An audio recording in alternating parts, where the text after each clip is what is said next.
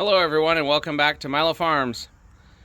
Well, we just went over and picked up some new garden soil and compost for our next year's garden. We're going to be putting in some new planter boxes, garden boxes, and so we picked up this new dirt to put in those.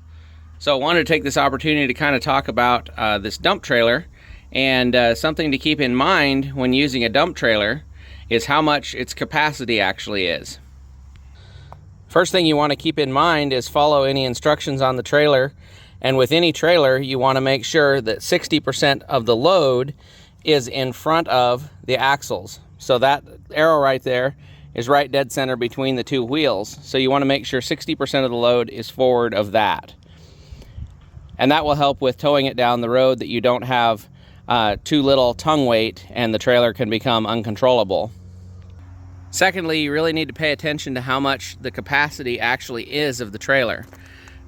So for example, if you had a trailer that had two axles that were 7,000 pounds apiece capacity, that would be 14,000 pounds total.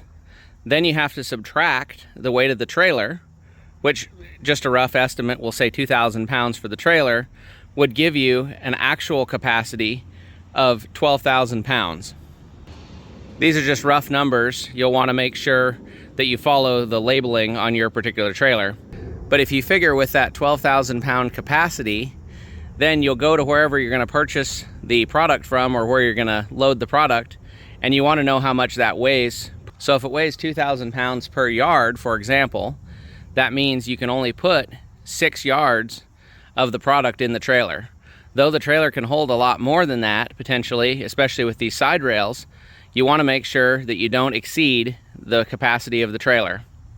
If you're seeing things like the tires are bulging, or the trailer is bottoming out, or later on that the trailer can't even lift the load that you have in it, those are really good signs that the trailer's well overloaded. It puts the safety of the trailer in jeopardy of it getting damaged, but it also puts the safety of everybody else around, because the trailer's not rated for that kind of amount of weight that you have in it. So definitely something to keep in mind. The other thing you want to take into account is the towing capacity of the vehicle you're towing it with. You want to make sure you have a vehicle that's large enough and is also set up appropriately. In this particular case, this trailer is equipped with 4-wheel electric brakes, so you want to make sure those electric brakes are set up properly. You want to make sure they're adjusted properly and everything's ready to go and working properly prior to loading the trailer.